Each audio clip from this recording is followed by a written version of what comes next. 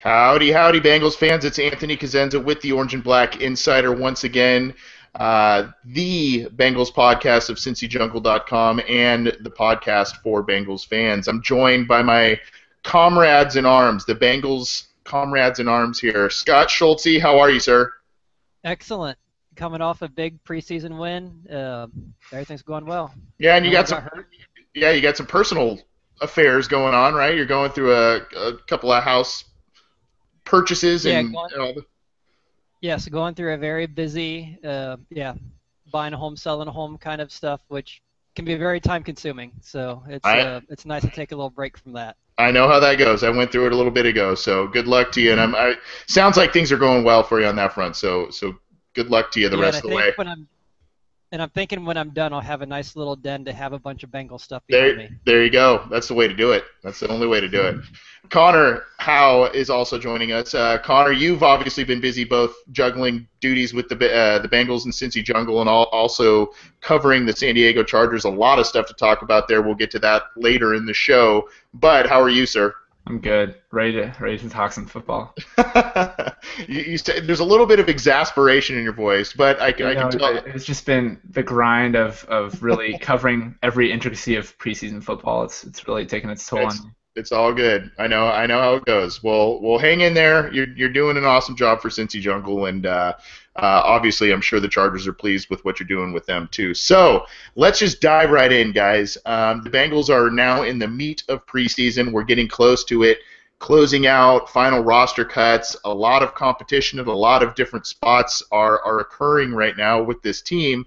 The Bengals made a really, really solid showing, especially given all the injuries, and we'll get to more of that in just a minute, especially with all the injuries that they've accrued over the past couple of weeks to some pretty major players. But they had a really good showing in Detroit against the Lions, 30-14. They won that game, aside from maybe a little back and forth on those opening drives. That game was pretty well in hand by the Bengals throughout most of the contest. So I'm going to ask you guys, first of all, you guys both had an opportunity to at least watch the highlights and probably watch the game.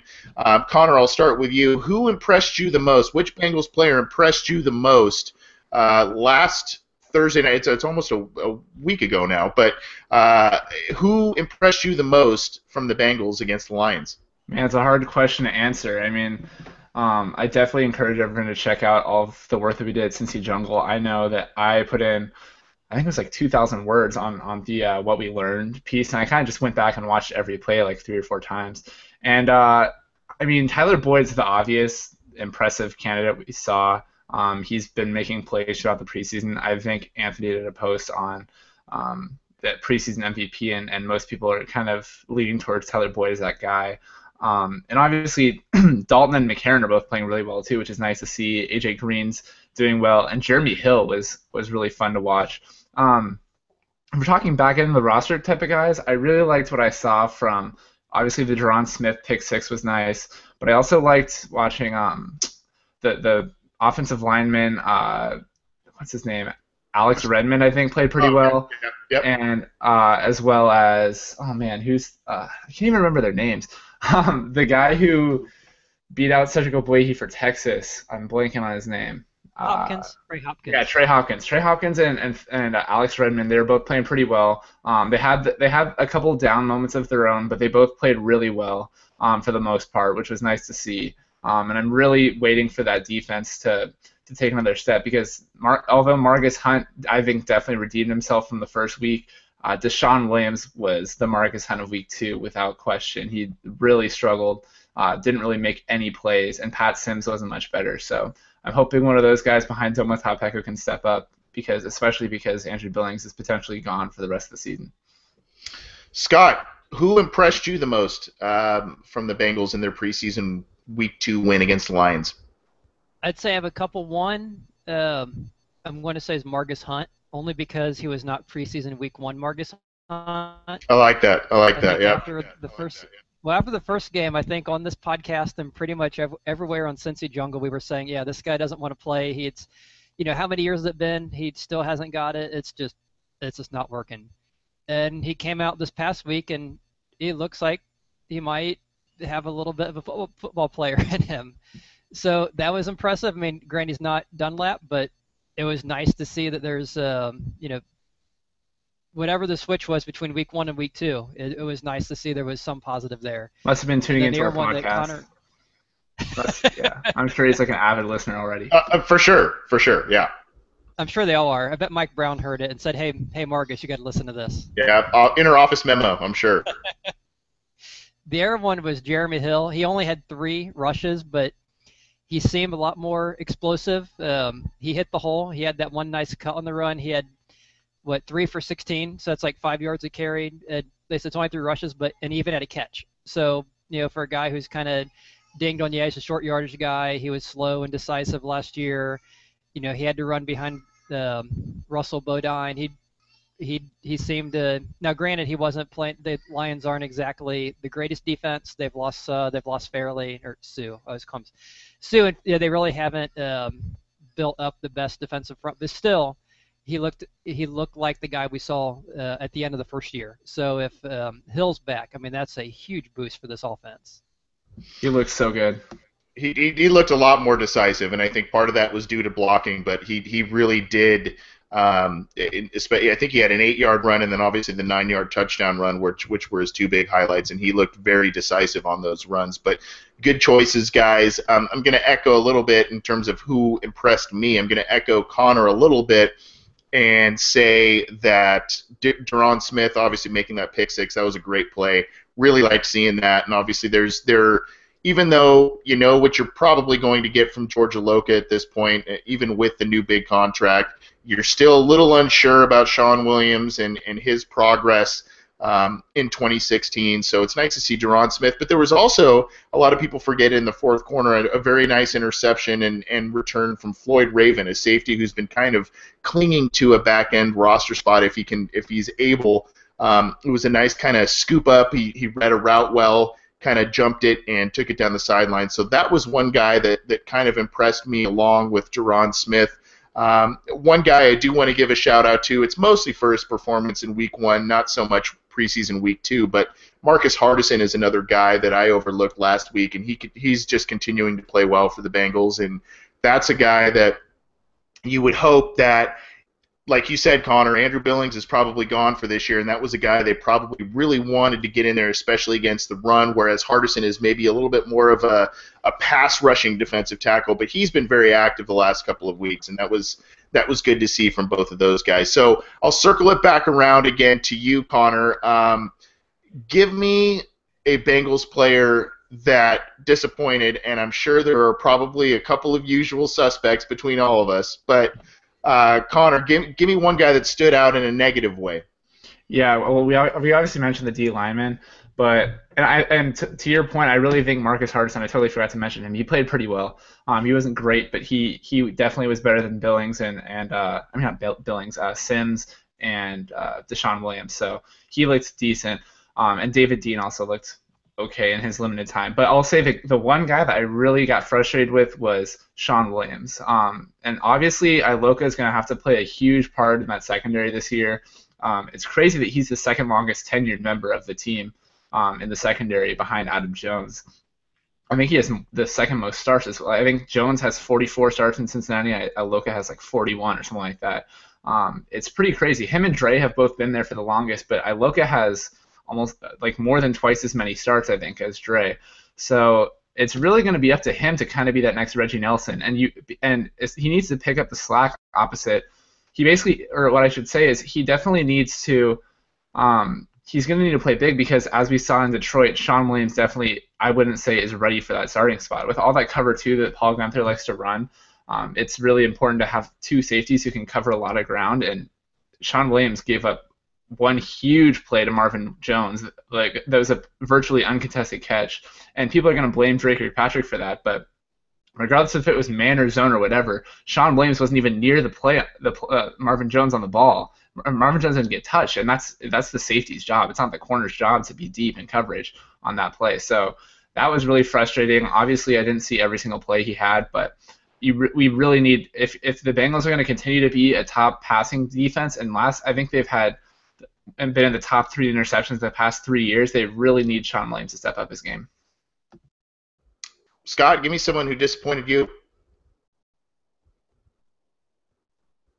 I'm going to say there are a major disappointment and a minor disappointment. Minor Okay. disappointment would be Jake Kummerow, only because I don't even think he made the stat book. And as much as I was kind of hoping this would be the year, he had spent the year in the system. He's kind of the story everyone's been looking at with the loss of the wide receivers. Here's the guy that's going to come in. He's going to have this breakout opportunity, and especially now if LaFell might be hurt. Here's this guy who's going to come in and take it, and we just don't see him.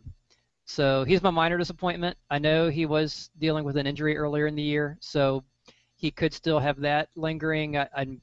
But I don't know. I'd like to see him on the field. I know with week 3 coming up, his odds are probably even lower this week of playing because they like to play the first and second team more. But I'd like to see something from him. But my major disappointment is a guy who I've been grumbling about for a while on many of my posts on Cincy Jungle, and it kind of pains me to do this because he is a local to the Cincinnati area guy, and he is an Ohio State guy, and even though I didn't go to Ohio State, I still like rooting for him because they're kind of local, is Mike Nugent.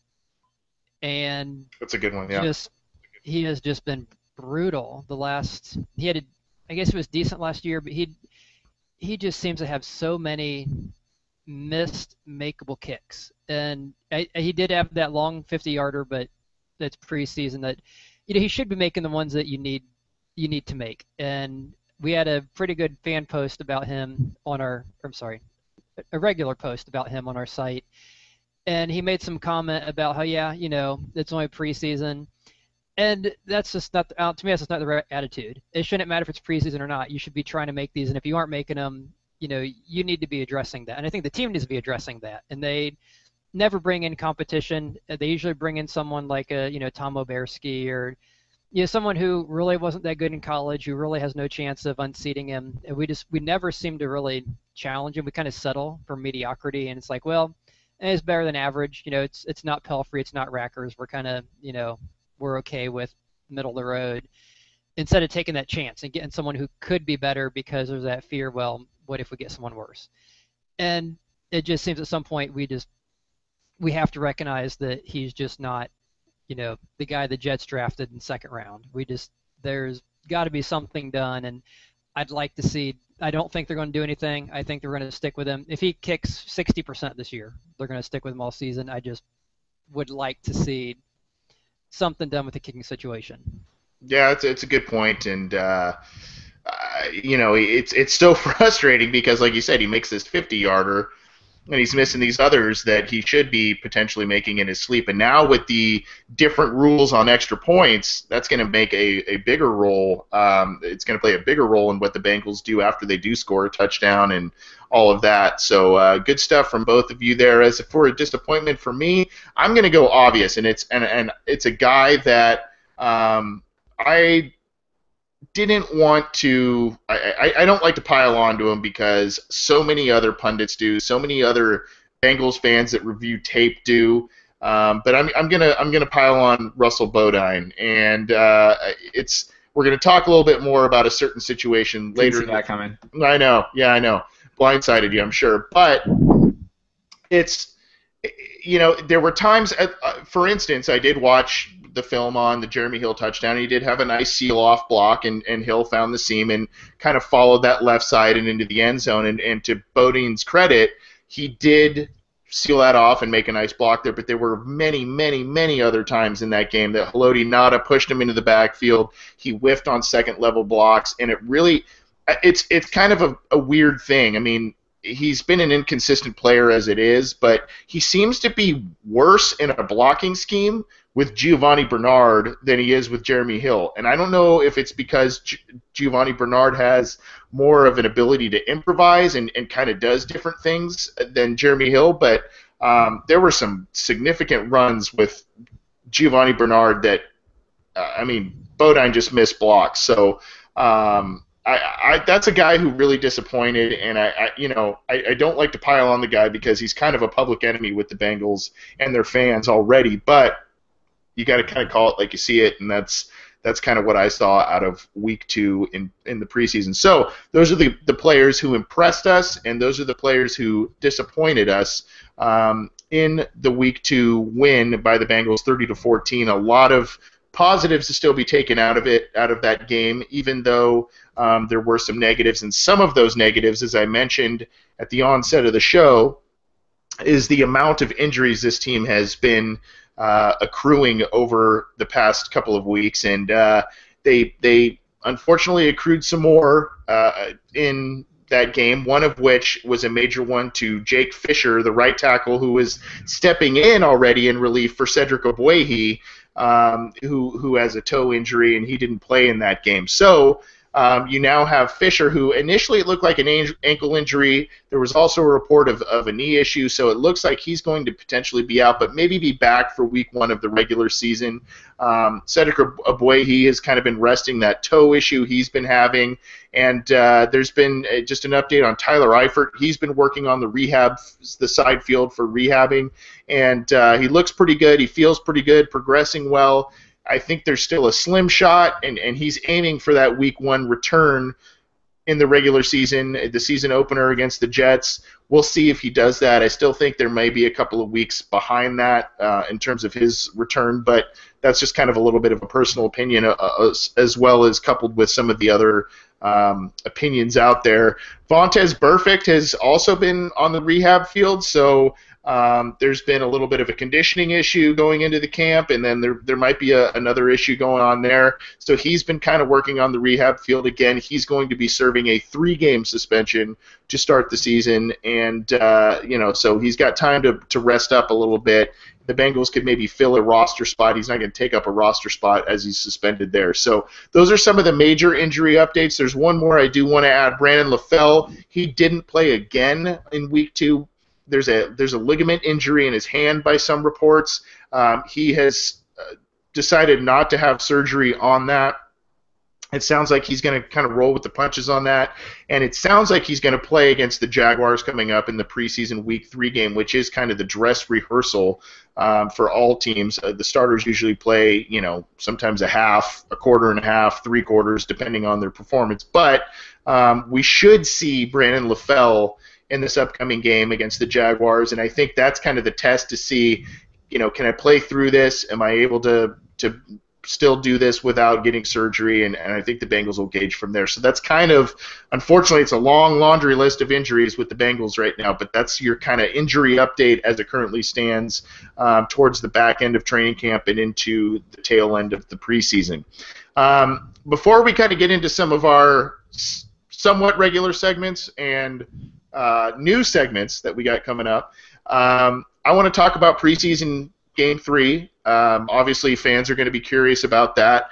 The Bengals will be playing the Jaguars. The Jaguars are kind of an en vogue team along with the Oakland Raiders this year. A lot of people think they're going to take a lot of positive strides due to their draft classes, the emergence of their young quarterback that both teams have, and a lot of offensive weapons that they've amassed over the past couple of years. So, Scott, I'll start with you.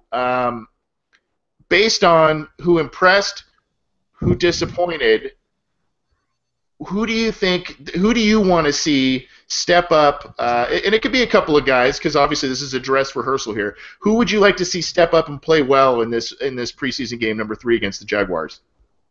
I'd say for me the biggest one I want to see is based on who the Jaguars are. You look at the teams we've played so far in the preseason. The one thing the Jaguars seem to have is a great young offense with Allen Hurns and Robinson, 2 great wide receivers. Robinson 14 touchdowns and 1,400 yards last year. Bortles was top 5 quarterback in his second year, had this huge year with 4,400 yards and 35 touchdowns, and they just added Chris Ivory to go with young TJ Yeldon. So they seem to have all the makings of a good, young, dynamic offense, well-run team. So the thing I'm really looking forward is that defense. I want to see what can our defensive back, especially with William Jackson out, what can Adam Jones, what can these guys do if Denard plays, if Kirkpatrick plays. I really want to see that. I want to see how do we stack up to Bortles throwing to Hurns and Robinson. And I'm not sure if Julius Thomas is going to be in there or not, but if he is, how does Sean Williams, how do we do against these guys. That's the thing I'm really looking forward to seeing is how basically our defensive backs against their offense. That's something I really want to see. Yeah, I mean it's kind of top tier against top tier. I mean it's weird that a lot of people overlook the Jacksonville Jaguars and what they've because they've haven't really been a successful team record wise over the past couple of years. But on offense, statistically, they especially last year they put up a ton of numbers as you mentioned. And Scott, I mean I think this would be a unfortunately for the Bengals it would be a great game to see William Jackson play, but he's not in. Yeah, I think this would be a great opportunity to see what can our depth do, because if their starters play half a game or about half a game, when we get to the guys like the Shaw and some of these other people who are kind of next in line, I'd like to see, are we going to be, when we do this podcast next week, are we going to be screaming the sky's falling because we can't cover anyone, Yeah. or are we going to be kind of patting ourselves in the back, sitting back, thinking, yeah, we kind of have this. We faced a pretty good young offense. Our guys look pretty good. I think we're ready. So I think that's going to be a big measuring stick for us. Yeah, and are we going to say the depth is what we all thought it was? That's a great point. Connor, Scott had a great point with the secondary. Are you looking in the same area, or are you looking somewhere else as to areas where players stepped up? You mentioned defensive line and some of those players that may have disappointed you last week. Yeah, obviously the secondary is something I'll definitely be looking at. I think everyone should be looking at. What's Dre going to do against Allen Robinson? Is Sean Williams going to be behind? My biggest issue with the secondary right now, obviously I think a lot more people are down on Dre Kirkpatrick than I am, but regardless of how you feel about Dre, what are the Bengals going to do with Sean Williams? Because Dre and Sean Williams on the same side of the field did not play well in Detroit. If I'm Paul Guenther, I'm putting Iloka behind Dre Kirkpatrick just because Iloka is better in coverage. He's longer. He can cover more ground. Adam Jones is really good. He's really good at baiting corners or baiting wide receivers into doing stuff that is ultimately going to benefit his teammates and setting his teammates up for plays. But what's going to happen if Dre's in front of Sean Williams and Dre doesn't play like a lockdown corner like Paul Guenther's scheme kind of requires him to? They just want Dre to be aggressive, and Dre hasn't really force those turnovers, and Dre can only be aggressive if Sean Williams is going to be solid in coverage. So if he's not, then that's a big issue. But aside from that, and obviously I think Carlos Dansby is something a guy we really haven't talked about a lot on the show. He's definitely going to be a huge factor, especially I think Robinson or Hearns. I think it's Hearns, but one of the two I'm pretty sure plays out of the slot. Dansby's going to be really responsible for covering, slot receivers, tight ends, underneath passes, whatever it may be. And he's kind of been all over the place in a good way, I think. He's kind of been all over the field. So that was encouraging to watch in the Detroit game and to see, wow, we have a fast coverage linebacker. Like, you wouldn't expect that from someone of his age, but he was a lot faster than Emmanuel Limmer ever was. He looked a lot more natural in coverage.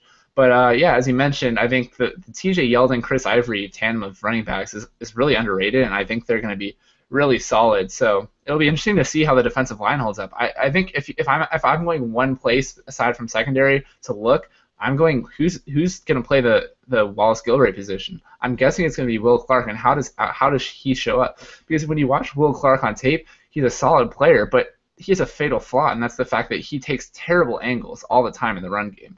I think it happened last game. It's happened like 2 or 3 times in the past few games that I've watched on film. He'll bite inside, and a running back will go right outside him for a huge gain. And people are going to blame that on the corners for giving up those big runs, but ultimately it's up to those defensive ends to make those stops. And we saw Michael Johnson play super well in the Detroit game, and he's manning his side of the field. And obviously Carlos Dunlap is going to be Carlos Dunlap. But if Will Clark comes in relief, what's he going to be like, and who's going to be that nickel interior pass rusher? So yeah, that's my one thing I would say. Yeah, it's a good point, and I think you look back to, again, we talked about Marcus Hardison a little bit ago. I mean, that's another guy. It's so weird. He's a guy who's probably like 40 or 50 pounds heavier than Wallace Gilberry plays at, but he's got kind of the similar skill set of being able to rush from the interior of the line and get some pressure there. So, but good points there, Connor. Defensive line, especially those backups. Even though this is more of a night for the starters to get more time than most of the other preseason games that they play in, but it's going to be interesting to see who steps up behind, because you know what you're going to get from the Bengals starters on that defensive line. So they need to find consistent rotators on that defensive line who can come in and contribute sacks, especially on those third downs and passing downs. I'm going to go again. I'm going to be a little more Captain Obvious here, but I'm going to, since it is a dress rehearsal and that we're talking about starters, I'm going to look at two positions, and they are completely different from each other, but I mentioned Brandon LaFell is going to come back potentially this week. He's expected to play against the Jaguars. Tyler Boyd has really been impressive, and he's been playing with the ones and the starters throughout the first two preseason games, and he's done pretty well. Now, granted, you'd like to have seen him get a few more catches than 3 within 2 games, but I mean, he's probably played a total of 3 quarters.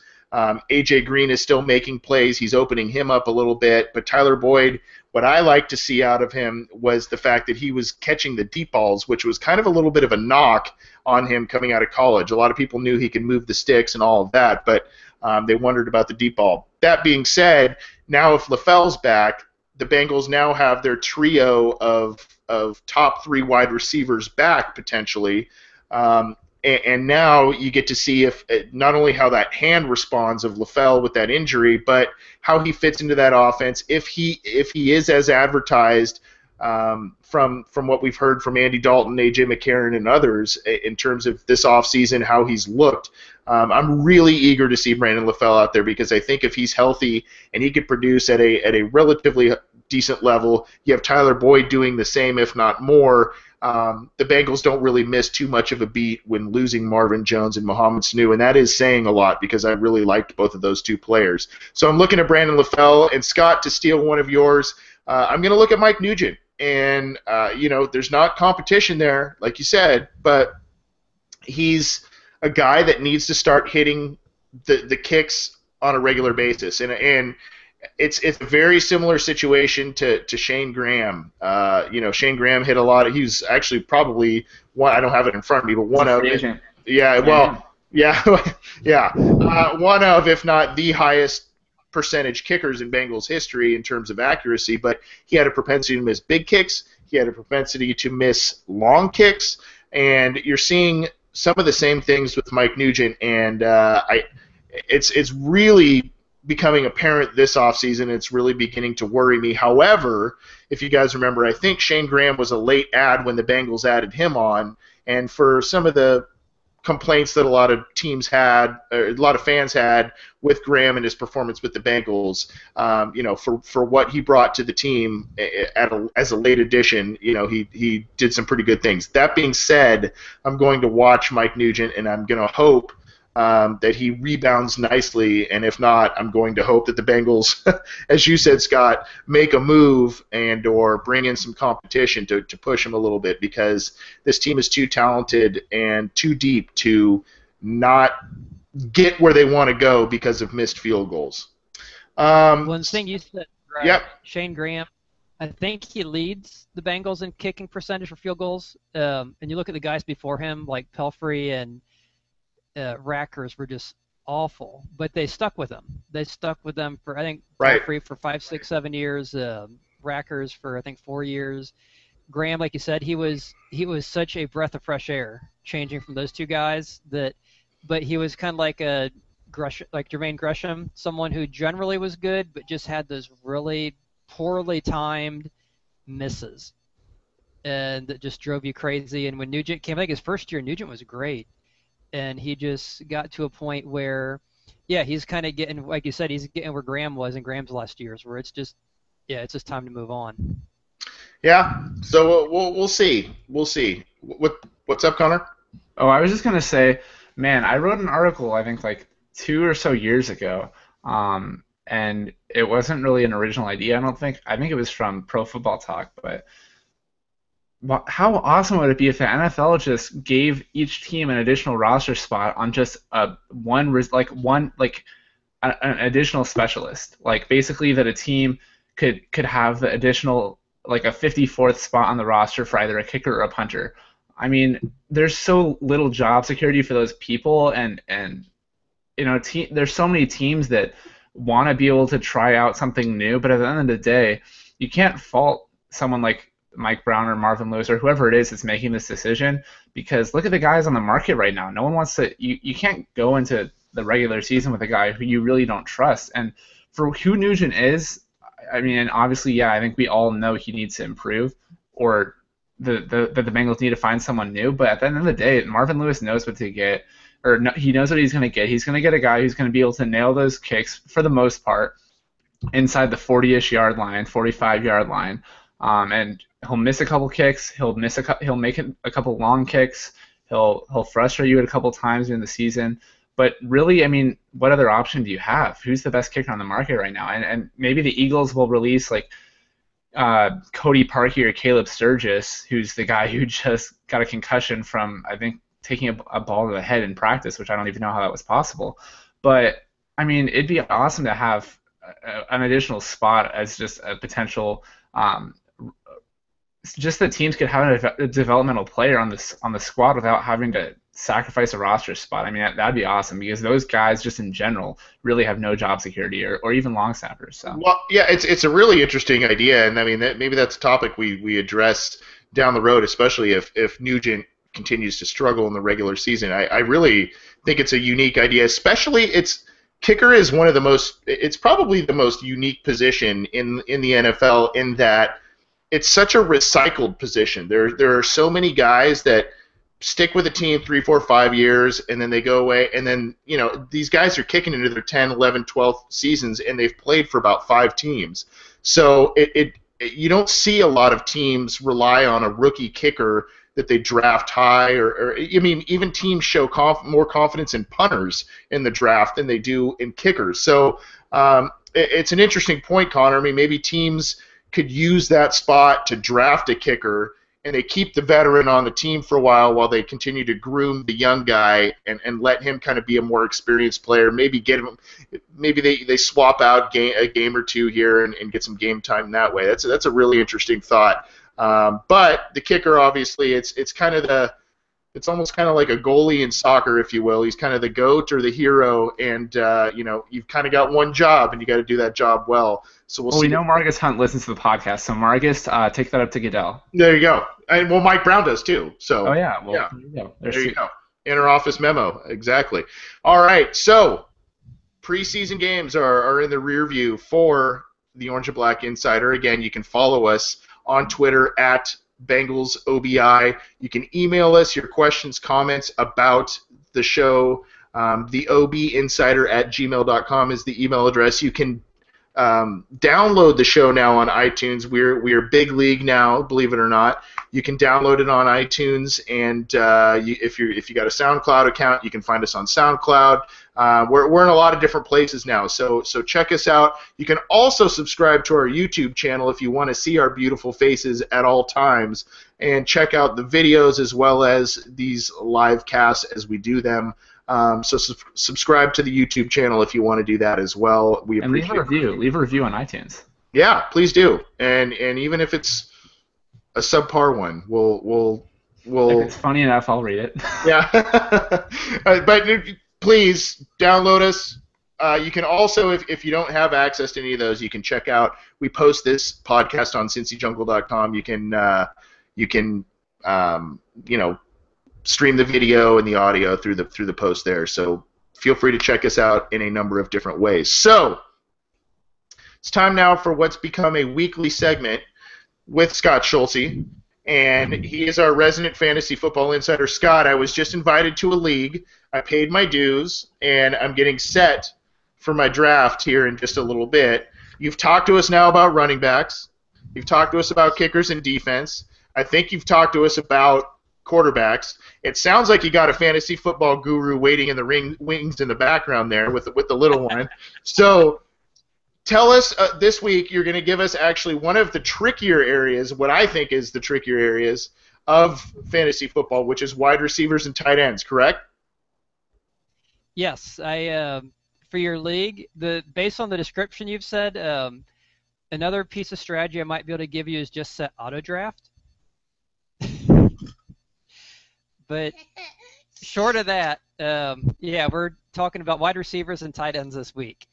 Tight ends, one of the big things with them this year is it seems like every single tight end is hurt. for the most part. So how do you navigate that minefield? Look at Gronkowski. He's a guy who has an injury history. He's actually played pretty well the last couple of years. Before then, I think he played 18 games over a 2-year span, and now he's hurt again. And the New England Patriots like to keep everything very close to the vest. I think they're afraid Edward Snowden might leak secrets or something. So they tend to do a very good job of not telling anyone anything about his injury. He hasn't practiced since he came up in limp in that joint practice. So you don't know what's up with him. You have to assume he's healthy, but you don't know. He was an end of round one guy. So you have him. You have Jordan Reed on a point per game. He was a stud last year. He had like 11 touchdowns on 13 games. But how do you, deal with his injuries? He's played, I think, 9, 11, and 14 games over 3 years, so very injury prone. And then you have someone like Antonio Gates who's always hurt. You have,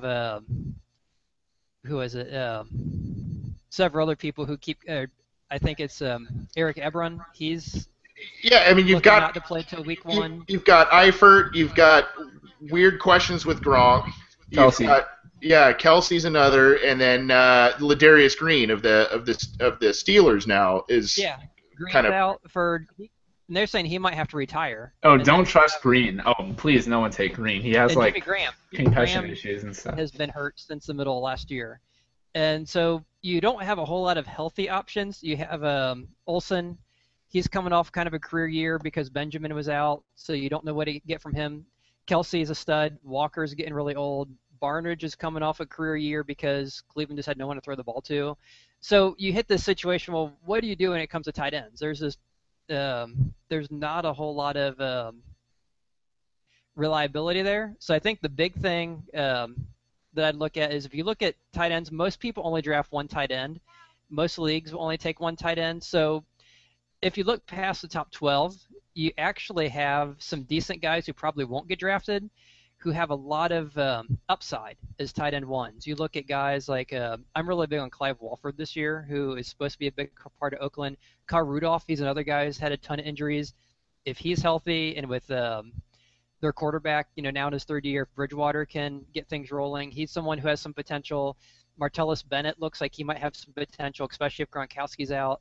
Jason Witten's been around for a million years. He seems to stay healthy. Romo's back. So you have a lot of guys who are low end, probably may not get drafted in your league because most people only have a tight end.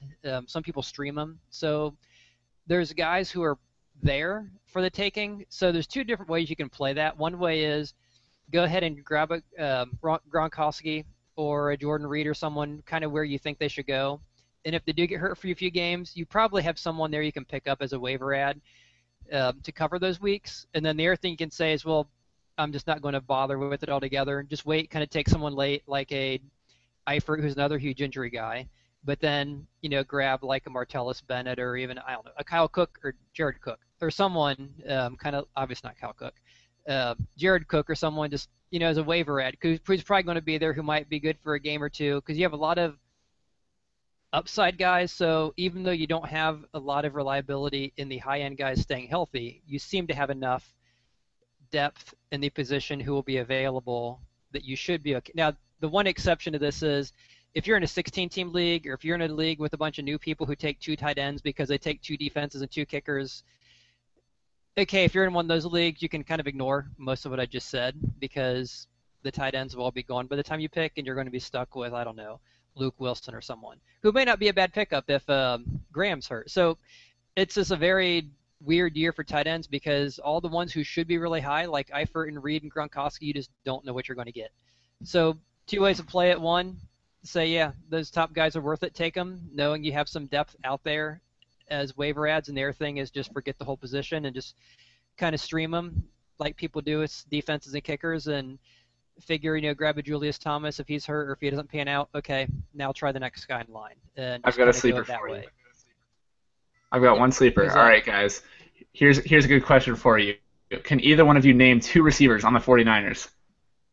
Bruce Ellington and Torrey Smith. Okay, there you go. But do either of you think either one of those 2 will do anything this year? My answer is no. Go with my boy Vance McDonald, man. I think he was like a 2nd or 3rd round pick either last year or the year before. I think he's going to have a big year. So you take him over Selleck? Over Selleck, yeah. Oh, Garrett Selleck? That's not Brent Selleck. Yeah. Brent Selleck's still on the Eagles. So yeah. Yeah, Garrett. Oh, I would take Vance McDonald. I think he'll have a good year. Well, that's, And maybe it's just a yeah, weird feeling. It's a weird feeling, but I don't know. High it's volume, solid I think it's 'cause possible. it's solid because Chip did well when I think Ertz did well with Chip, Yeah, he used and Ertz he's and going to get and volume. Selleck. So yeah, it's possible. That's all I'll say. And the second topic this week, as Anthony mentioned, we've talked about pretty much everything. We just covered tight ends. Last one is wide receivers. Anyone who's been drafting fantasy football for the last 5 or 10 years knows the cardinal rule of fantasy football is you take running backs early, you take them often.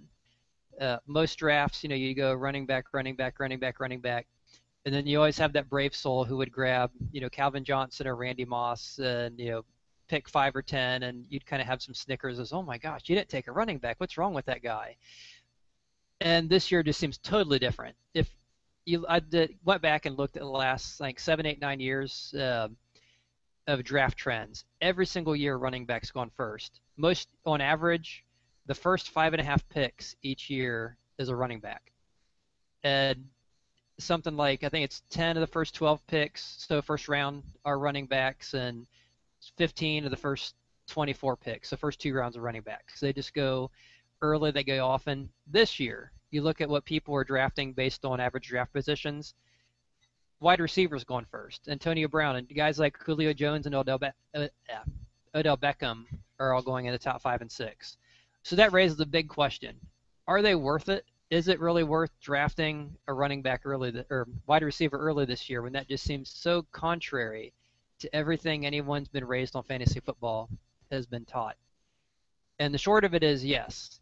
And the reason why is you have to look at, well, why did these running backs go early? And the big reason why running backs always went early is because you had these stud workhorse, high volume guys, the Priest Holmes, the Daniel Tomlinson, Sean Alexander, Marshall Faulk, Edgerrin James, the guys who put up a ton of rushing yards, ton of receiving yards, got a lot of usage. And so what happened is these guys were such a huge boost over the guys ahead of them or right behind them. So you would have these guys who would basically carry your team. And if you get 1 or 2 of them, if you get an Edgerrin James and Tiki Barber who would get you 2,000 yards or something like that, you were pretty much gold to be in the playoffs. And so that was one reason why these guys were going so early, is because you could get them. Well, what you have this year is those guys just don't exist. You have guys like Todd Gurley and Peterson who are considered pretty good, but they don't catch the ball a whole lot. You have guys like Le'Veon Bell who would be in that same category, but he decides to skip a drug test and now he's out 3 weeks. So because of that, you don't have those stud elite running backs like you used to. So you don't have that drop from a guy like Brian Westbrook down to like that next tier. So you kind of have the same thing with the wide receivers. Or with the running backs this year, you don't have that drop, that huge drop. So because of that, you're looking at guys like wide receivers, and in the wide receivers, you do have a huge drop. You have guys like, you look at how many times Antonio Brown and Julio Jones are catching the ball. It is just ridiculous, and there's a huge drop. If you look at like CBS Sports and Yahoo Sports, kind of the projected point drops from them down to the next level, it's pretty substantial. And that was pretty much what made your bell cow running backs so valuable and why everyone drafted them. So the short answer is it worth drafting these running backs early? And the answer is, wide receivers early? And the answer is yes, it is, because the whole point was that big point differential. And you're getting that point differential with your wide receivers. So, I mean, I wouldn't go crazy and, start grabbing like Mike Evans and T.Y. Hilton in the first round. But, if a Julio Jones or Beckham or Brown is there, and that value's there, there's no reason not to take them. Don't be that guy around, picking at round 9 or pick 9 or 10 and have Julio Jones fall and pass him just because, well, he's a wide receiver. I can't do that. If he's the best value, it is worth it this year to buck tradition and go with that wide receiver, because the whole point isn't to follow tradition, it's to win football games. Yeah, And draft the best player, not the guy you think could do well. Draft the guy you think is going to do well. yeah, and that's something I'll admit. When I first started doing fantasy football, I didn't really know much. I didn't watch much NFL, so I looked at it as an engineer, which I just looked at point projections and point differentials and kind of drafted that way. And to me, the names really didn't mean anything. I'm just looking at how many points this guy projected to get, what is my opportunity cost, what is, getting very nerdy. But it worked really well, and I think that's how you have to look at it. You can't get too emotional and say, well, this guy's a receiver, or this guy's, whatever. You have to look at what is this guy going to get you for your total points. And if an AJ Green or a Des Bryant or Hopkins or someone is there, and not where they'd traditionally be drafted, if it's still going to be your best point differential, then that's the guy you got to go for. And I think you've got to be willing to look at, you have to be different. The NFL is changing. You have to be different. You have to go for that victory. And that kind of goes too with, some guys say, well, I can't draft this guy because I don't draft Bengals or I don't draft Steelers. You can do that if you want. I mean, you do want to be able to have people on your team you want to root for. But at the end of the day, if you have a lot of money involved, like some people do, it's a lot nicer to win money too. And it's hard to win money if you're automatically tying one hand behind your back because you don't want to draft, a guy from an opposing team. Because, at the end, you aren't going to remember in a year from now if you had Antonio Brown or not. You're just going to remember if you won the championship. And you aren't going to remember, in 2 weeks if you drafted a wide receiver in the first round or third round. If you're winning, you aren't going to care when you drafted him. So don't let those old hang-ups kind of keep you from doing what makes the most sense as far as getting the most points on your team. Quick question, Scott. What are Yeah. your thoughts on Tyler Boyd? And because you might have some Bengals fans out there who, um, you know, they do like to draft They may have a little bit of a preference to the Bengals players, their offensive players, and given what the offense did last year and what Tyler Boyd has shown in the preseason, Brandon LaFell's injury, where are you kind of placing him right now? Right now, he's someone I'm kind of targeting as a sleeper pick. I think his average draft position is round 14, which I think is a huge steal because, like you said, with Eifert and LaFell out, and we don't know for sure, and that's why it's kind of nice that most drafts don't start until after the third preseason week because you have a little more data, and you want as much data as you have, especially with these roster battles, to know who to target. But he's someone, if he becomes the Bengals' second wide receiver, it's not unreasonable to think he could get near Marvin Jones' numbers just based on the fact that someone's got to catch the ball. And if Eifert and LaFell are both out, those balls have to go to someone. And he's looked very impressive. And we saw in A.J. Green's rookie year, the Bengals aren't afraid to use a rookie. If you're the best player on offense, they seem to be willing to use you.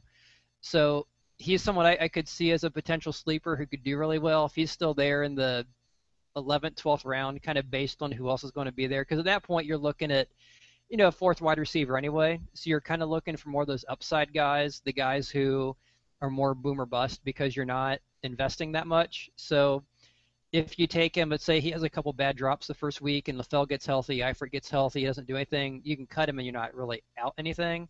So by the time people are looking at drafting him, I think he's worth drafting just because he's such a cheap investment. And I'd say kind of the same thing with Giovanni Bernard. If you look at Bernard and Hill, their projected points are kind of the same, but Bernard's going about 3 rounds lower than Hill. So if you want a Bengal, he's probably another really good value one because looking at the guys he's being drafted with, he's just much better as far as what he's projected to get. So I'd say guys like Boyd and Bernard are very good value. And Dalton, we talked about this last week too. Dalton's a heck of a value pick. He's going like round, I think his draft position somewhere like 10, 11, 12. But you look at what he did last year when he finally got things turned around, and even, was it 2-3 years ago, Gruden's last year here as the offensive coordinator, he's shown that he has the ability to put up some big numbers, and a lot of people just kind of discount him because all they see is him in the primetime games. They see him in the playoffs. They see him Sunday night, Monday night when he struggles, and they don't realize that, Sunday morning, Sunday afternoon, when you have most of your games, he's a pretty good quarterback. He's a very good quarterback, and he puts up some good numbers. He has good guys to throw the ball to. So all three of them, I think, are very good value guys. If you're a Bengals fan looking to have a Bengal without kind of reaching to be able to say you have a Bengal on your team. Well, good stuff, Scott. I have a question for Scott really quick. Yeah. Go All right, ahead. Scott. We all know AJ Green's a high commodity for Bengal fans. What's the highest you'll go on drafting AJ Green? Like, what's like? Obviously, people might not want to take him for the first pick because people put way too much stock into ADP. And I think that's a whole other subject for another day. But what's the highest you'll go with AJ? I would probably say personally the leagues I'm in are non-PPR, so I would say probably round or not round. For me, about pick 9 or 10 because I'm looking at wide receivers. I think Brown, Jones, Beckham, and Hopkins are the top four, and then you've got some of the running backs in there. I'd probably put someone like Lamar Miller, Ezekiel Elliott, and then Gurley, Peterson, those guys ahead of him. So you're looking at about that next pick. I think All right. that's where like Green and Bryant fall. So kind of end of round one. Actually, in one of my leagues, I'm picking 10th, and I've kind of been tossing that around. Would I take AJ Green, depending on who's there, not there? And that's kind of when you get to that point of, well, that's kind of where Gronkowski kind of goes also. So you're looking at, do you think he's healthy enough? Do you want to grab him, not grab him? So I think I'd probably say for Green, probably end of round one. I think his average draft position's right around there, which I think actually fits with his projected points. If you look at the major expert sites, which, are 50-50 if they're actually going to be accurate. But kind of looking at what people are projecting and kind of what Anthony was alluding to, too, with guys like LaFell and Eifert probably not being healthy 100%, at least to start the year. Someone's got to get the ball. And if Boyd's part of that, you know that Green's probably going to be a big recipient of that also, at least early on. He probably isn't going to get the same number of targets that Julio Jones is going to get, but still, I think he has a good chance to put up some huge numbers. He's been a very consistent point producer. I think every year has been the league. His fantasy points are like 11 or 12 points per game by the end of the year. So he's very consistent, very reliable. He stays pretty healthy, especially when Dalton doesn't overthrow him, kind of leaving him suspect to injuries. So, I'd probably say end of round one. Is that kind of where you have him? Yeah, I mean, I don't really play a lot of PPR, but I mean, if I'm going bold, I'll take him 5th overall. I mean, I don't know. I don't buy the whole Lamar Miller, DeAndre Hopkins, all this stuff. There's a ton of mouths to feed in Houston too. So I don't know. AJ Green, if you're not going PPR and you don't have to worry about how many points he gets for a reception, I mean, I wouldn't do it, but I could take him 1st overall. If I'm in a league where at the end of the day, you got to take the guys you want to root for, and you can win. You can win. I know you mentioned those loopholes earlier about the whole like, oh well, you can't win with your hands tied behind your back. If you're good at fantasy football, you can win doing pretty much whatever you want as long as you're just good on waivers. The draft doesn't really make or break for anyone. Like last year, some of the best players were David Johnson, Tyler Eifert, Andy Dalton, who weren't even getting drafted. So and Devontae Freeman. So, I mean, I don't know if you're a huge Bengal fan and you like AJ Green, I don't think you're crazy if you take him 1st overall as long as you're not in a PPR league. Yeah, I think mentioning the draft, I think it's a very true that you aren't going to win the league by your draft, but you do have a good chance of losing it or really setting yourself back. Bad draft could really kill you. And that's the one thing I think a lot of people think, well, I had a good draft or bad draft. And you never really know until 5 or 6 weeks in if you really had a good or bad draft. But yeah, you can really set your team back by making some bad draft. And sometimes it's dumb luck, too. You draft a guy, your first 2 picks get hurt, and then you're okay. But yeah, you can really set yourself back. So when you draft, the big thing is drafting smart. Drafting, like I said, there's nothing wrong with drafting guys you'd like, especially if they're kind of around the ballpark. Now, I wouldn't draft, Andy Dalton around 1 if you love him. No. If you want him, at least kind of be reasonable. Kind of look at, okay, his draft position's about 10th round. If you really want him, maybe go a couple rounds earlier because Let's go round 4. And all the Bengals are so undervalued. The only guys who aren't undervalued are AJ and Eifert. But everything else, the defense, Tyler Boyd, if you're into that, the defense, So I agree. All right, good stuff, Scott. And normally I'd say let's cut and re-record, but because your little one is so cute, and because Riley Curry was such an internet sensation over this last year, we're gonna leave that in there. and we're gonna try and get your child on like Star Search or America's Got Talent or something. Give him SB Nation. SB Nation will take that and go Yeah, viral. normally I'd say, you know what, we gotta re-record this, but it was actually pretty adorable, especially if you watched it live, and you still maintained your composure for the most part and gave us some solid information, Scott. So Yeah, and appreciate. the thing you guys missed that I think is off of you is not only did he come visit, but he gave me pizza and some tea. Oh, there you go. That's good stuff. Yeah, very nice, very nice. Well, But thanks. he is a future Bengal fan in training. Good, good. You got him trained well. Good stuff, Scott, from the Fantasy Football Insider segment, as we do every week. Connor, thanks for chiming in with some of your questions as well. We're going to wrap up here with one final segment, and it's a new segment that we're going to start, and it's called What If? And though it's vague, but what if is such a commonly used question and hypothetical question with the Cincinnati Bengals, be it from injury or this scenario, that scenario. We thought it would be nice. But this segment is revolving around two different storylines that are happening around the NFL with different teams and some hypotheticals where the Bengals could potentially get involved. Now, one of them, and I'm going to start with you on this one, Scott. Connor, I'm going to give the second one to you because you've got some good insight on the other one. Scott, we talked about Russell Bodine's struggles. We've talked, a lot of people have talked about it. It's been pretty well documented. Today, there was initial information that the Patriots were going to release center Brian Stork. And he started for them for a couple of years, and if you followed him, he was actually a pretty capable guy. If you're a big Pro Football Focus guy, he was tied for 7th for the 2014 season in terms of overall score and all of that, with guys like Marquise Pouncey, Jason Kelsey, Roberto Garza, who were all pretty solid players in the NFL, and some of them currently still are. So Brian Stork was initially released, and then he was picked up by the Washington Redskins and traded to them for a conditional 7th-round pick. And now it's, from what it seems, the Washington Redskins now have a new starting center in Brian Stork. Now, Washington has always been this team that has made big splashes in free agency, and it always seems to blow up in their face. They do all these big moves because Dan Snyder is a real gaudy owner, but this seems to be a move that is a little different because it's anchoring the interior line and all of that. So you're talking about, there's a couple of facets to this, but in terms of a conditional 7th-round pick that was given up, in terms of the team recognizing a potential upgrade at a position, should the Bengals have explored this? Should they have jumped in the fray?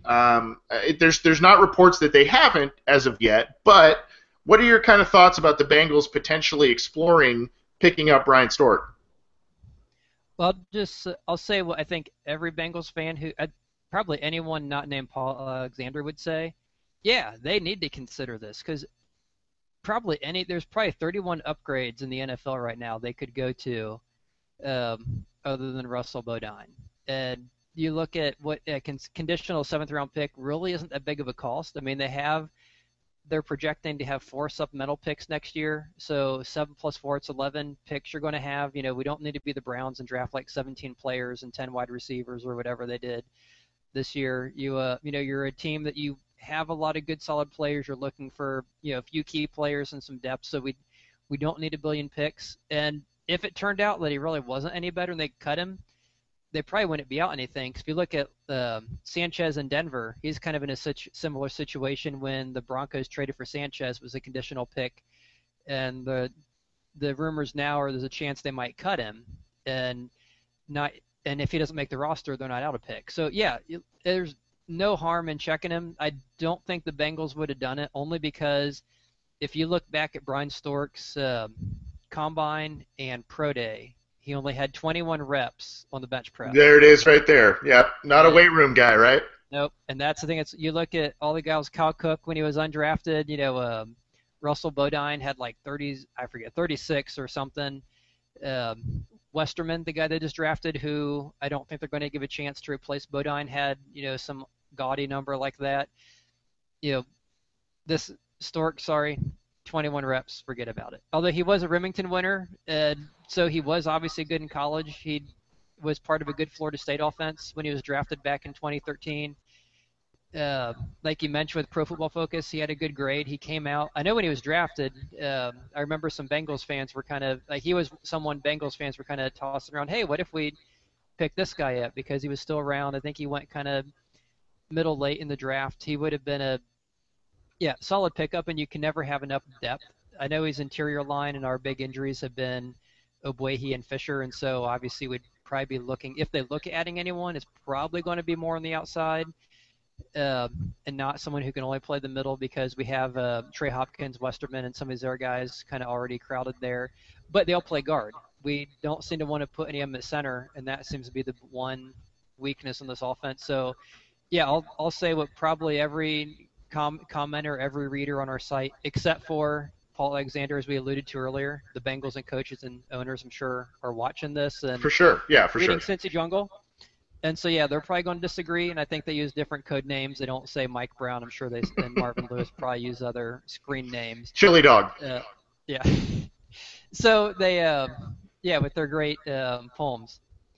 So they, so I think he would have been a really good one. And like you said, it's kind of a strange move for the Redskins because, the things trading, 4 first-round picks for RG3 and then the big trade for Josh Norman and, going after the big free agency signings, it doesn't seem like their kind of move, but it seems like a very logical, sensible. If you can get him for a 7th, I don't see why. And I assume their 7th is going to be better than our 7th because when you win the Super Bowl, your 7th round pick is usually number 32. Oh!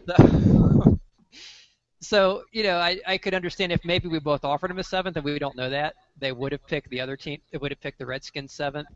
But, we have made some pretty cool trades in the past. I mean, we got Reggie Nelson for, what was that? David Jones. It was a backup cornerback. Yeah, the guy we were going to cut. And we've added some other guys like that kind of last minute during training camp through trade. So I think it's something they could have done. I think that ultimately the bench press is probably what did them in. Oh, of course. I mean, that's paramount. I'm not an offensive line coach, but I mean, I think obviously would use strength to play the position, and I think that kind of is kind of getting overlooked by Paul Alexander there. But interesting scenario. We ask, what if the Bengals looked at Brian Stork, and should they have looked at Brian Stork with this situation that happened this week? And oddly enough, before the news, right around the news came out that the Patriots were potentially going to cut Stork, he talked about retiring. And then the Redskins kind of swooped in and made a last-second trade there. So probably a good move for them, especially with Kirk Cousins having a good year last year, fortifying that offensive line even more. Just helps them, and obviously minimal investment in terms of what they gave up to get Stork. So, as you probably know, if you've listened to this show over the past 5 weeks, Connor Howe works. He not only works for Cincy Jungle. Used to.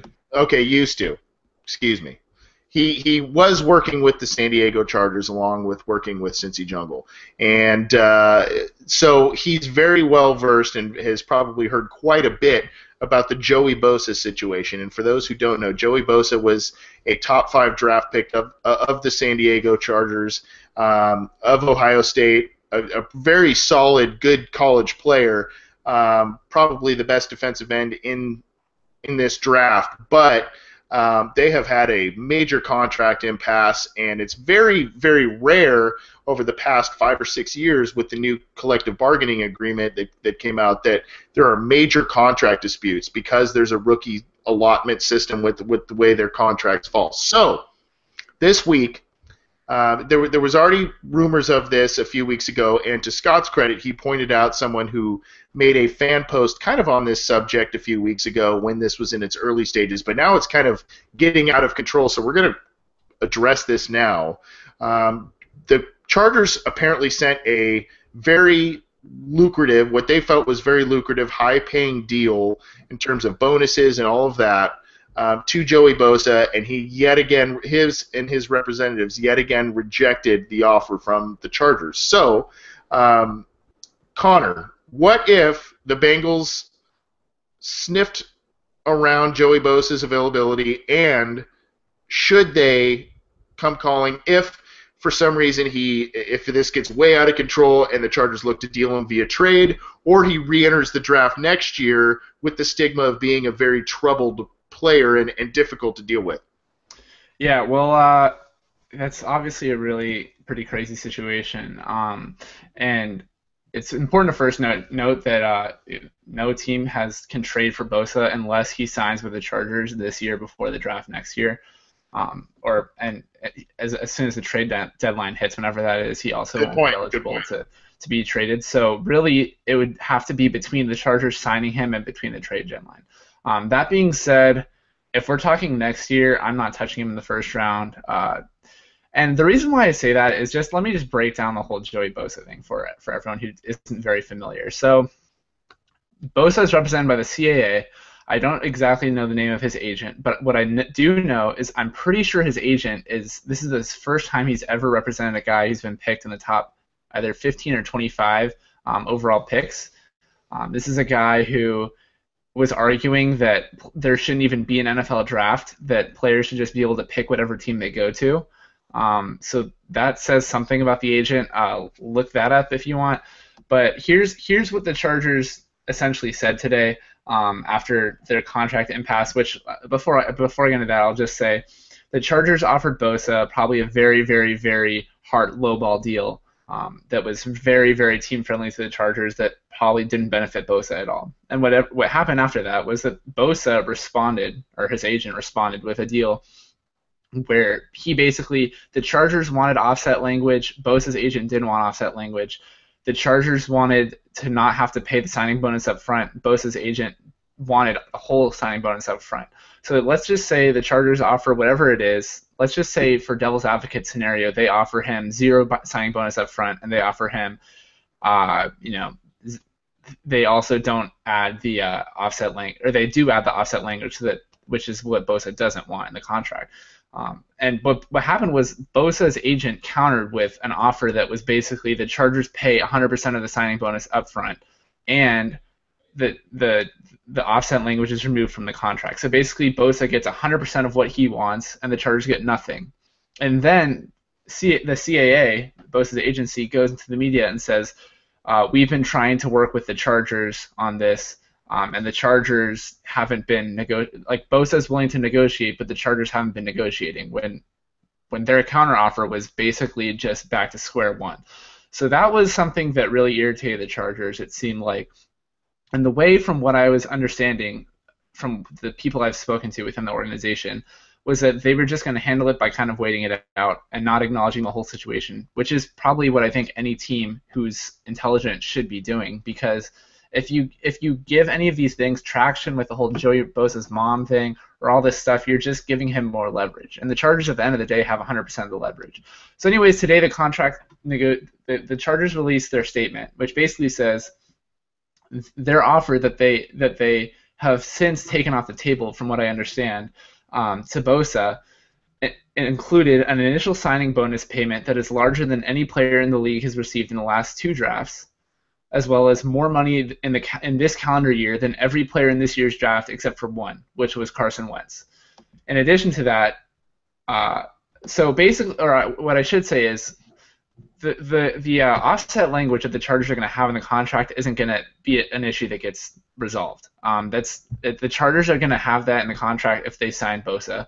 Every single player on the entire team has offset language in their contract because the Chargers don't want someone to have the incentive to play bad so that they can get cut from the team and earn more money.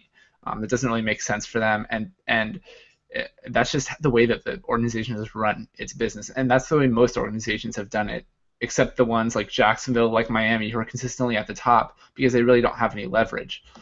The top, I should say, of the draft. And so here's what came out as well, is the Chargers moved from, I believe, initially 57% of the signing bonus up front to 85%. And Jameis Winston, I'm pretty sure last year signed a signing bonus for only 50% up front.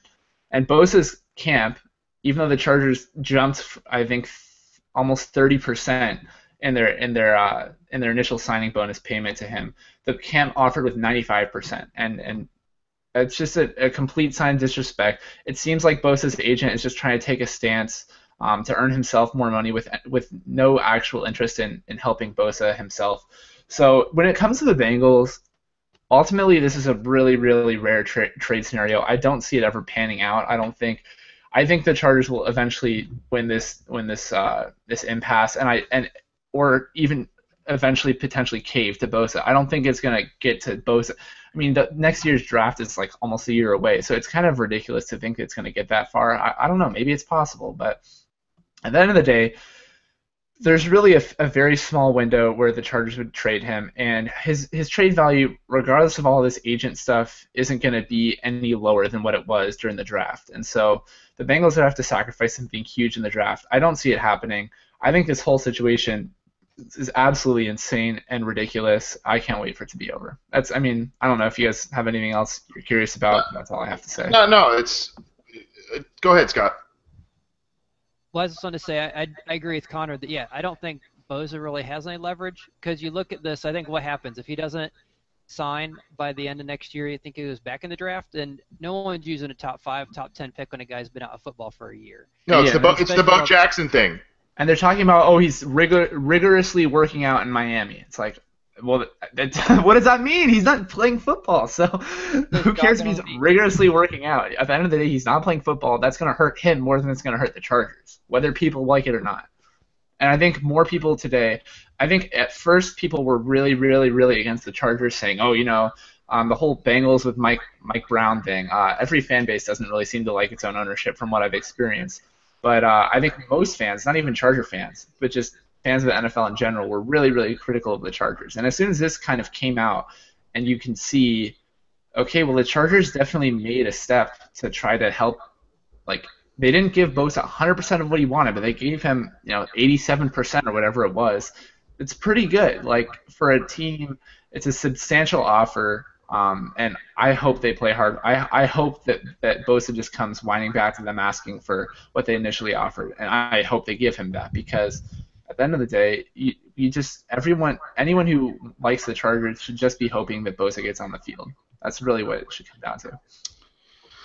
Well, obviously it's an odd situation. It's one that not a lot of people expected with this collective bargaining agreement. This is more of the old kind of rookie draft class Wild West days, pre-new CBA, where guys would hold out and really hold the team ransom. And that's something that really, if you remember if you're a longtime Bengals fan, it's hard that if you don't, but if you're a longtime Bengals fans and you remember the 90s and early 2000s, it was almost an annual thing that their first round pick would hold out, and it really handicapped the team. Now it's really sad to see the Chargers, who I thought had a good draft this year, but had bad PR last year with potentially leaving the city for LA, and then now this year their top pick is holding out when it's not really the norm in today's NFL. It's a shame, and I do hope it gets resolved, but it would be interesting to see, especially with the Bengals' need for a rotational defensive lineman, defensive end.